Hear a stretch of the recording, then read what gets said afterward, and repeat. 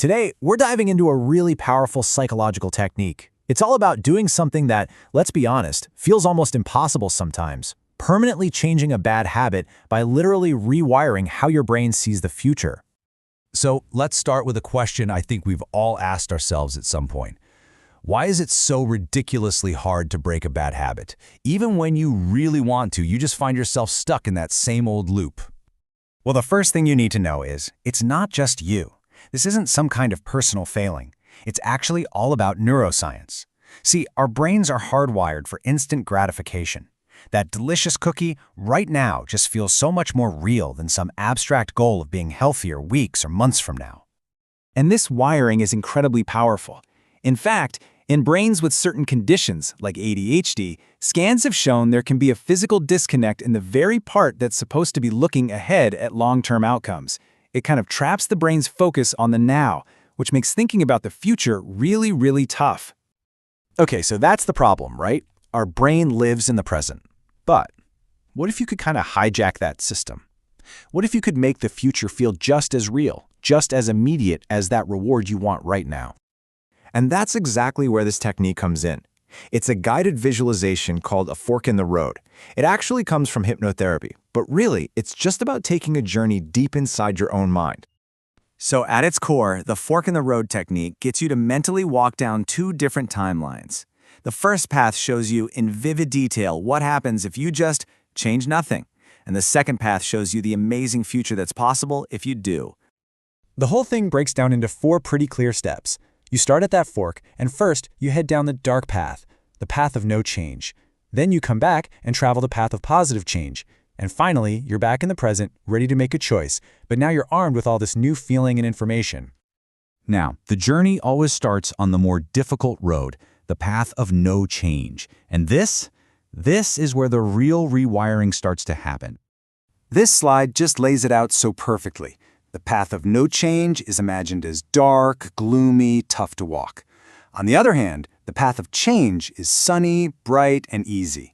But this is way more than just imagery. The goal is to attach really strong emotions to each of those futures.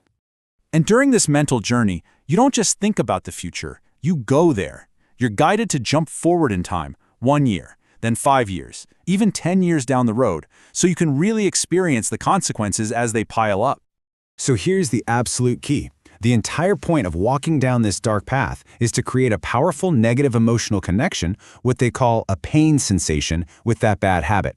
You're teaching your brain to feel the pain of the future today, and that creates this strong don't do it signal. And here's a wild example from the source material. It was for a client who wanted to stop drinking a bottle of wine every night. They were guided to imagine a year into the future, surrounded by 365 bottles. But when they looked inside, they weren't full of wine, they were full of fat. Suddenly, that abstract idea becomes disgustingly real. And the journey ends with this incredibly emotional moment. At the end of the 10-year path, you meet the older version of yourself, the one who lived with all those consequences. And they look at you full of regret, and they literally beg you to turn around and choose the other path. Okay, so after that really intense experience, you're brought all the way back to that fork in the road. And now it's time to check out the other side, the path of positive change, which is all about the power of pleasure. On this path, you get to feel all the good stuff. You actually experience what it's like to breathe easily because you quit smoking, or to feel that pride in your health. Maybe it's seeing your business finally take off because you beat procrastination, or just the simple joy of fitting into the clothes you've always wanted to wear. You see what's happening, right? The mechanism here is the total opposite of the dark path. Instead of linking pain to the old habit, you're now linking these intense feelings of pleasure, pride, and success with the new behaviors. You're rewiring your brain to crave the good stuff. So now you've done it. You have emotionally lived in both potential futures. You're brought back to that starting point, that fork in the road, and you're asked one simple question: which path do you choose? And you can imagine at that point, the choice usually feels pretty obvious. But, and this is a really big but, as powerful as this all sounds, it's not some magic wand. It is a very specific tool, and it has really important uses and, just as importantly, some major limitations. Okay, this slide is critical. The technique is fantastic for things where you have a choice. Bad habits like smoking or overeating, procrastination, health goals, that kind of thing. But, and please hear this, it should never be used for processing trauma or abuse, or for people dealing with clinical depression. It's also not for things that are out of your control, like trying to influence a cancer treatment decision. And this quote from this source really just nails it. The fork in the road technique is all about empowering personal choice. It's for behaviors where you actually have a choice, and you just need that emotional push to make the better one. So if you take one thing away from all of this, let it be this. The reason this whole thing works is because it closes the gap between your actions today and the consequences tomorrow. It makes the future feel real, right now. And that gives your brain the emotional leverage it needs to change, not someday, but today.